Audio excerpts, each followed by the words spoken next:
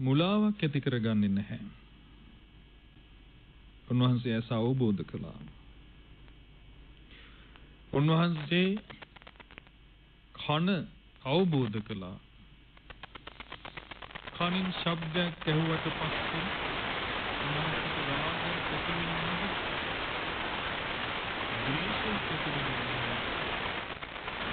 ඇති වෙන්නේ නැහැ. ගඳ සුවඳක් විඳිනකොට රාගයක් උන්වහන්සේගේ සිතේ ඇති වෙන්නේ නැහැ. ද්වේෂයක් ඇති වෙන්නේ නැහැ. මෝහයක් ඇති වෙන්නේ නැහැ. දිවෙන් රස විඳිනකොට උන්වහන්සේට රාගය උපදින්නේ නැහැ. ද්වේෂයක් උපදින්නේ නැහැ. මෝහය උපදින්නේ නැහැ. කයින් පහස විඳිනකොට ඇලීම හටගන්නේ නැහැ. ගැටීම හටගන්නේ නැහැ. මුලා වෙන්නෙත් නැහැ. මනසින් අරමුණු හිතනකොට රාගය හටගන්නේ නැහැ. ද්වේෂය හටගන්නෙත් නැහැ. මෝහය හටගන්නෙත් නැහැ. පින්වත්නි, බුද්ධත්වයේ පසක් කරගත්තට පස්සේ මාර දූවරු ඇවිල්ලා නොයේකුත් විලාශයන්ගෙන් උන්වහන්සේගේ රාගය අවසන්නට හැදුවා.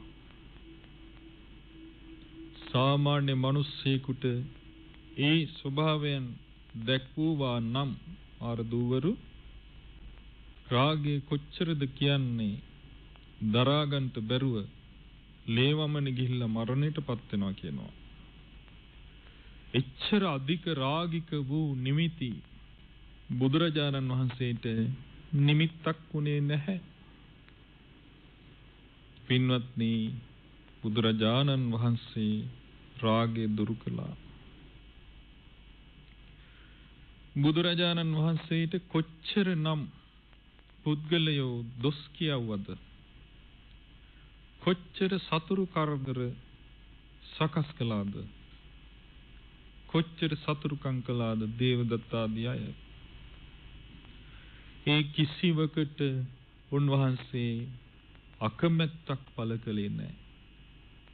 පටිඝයක් උන්වහන්සේගේ හිතේ හටගත්තේ නැහැ.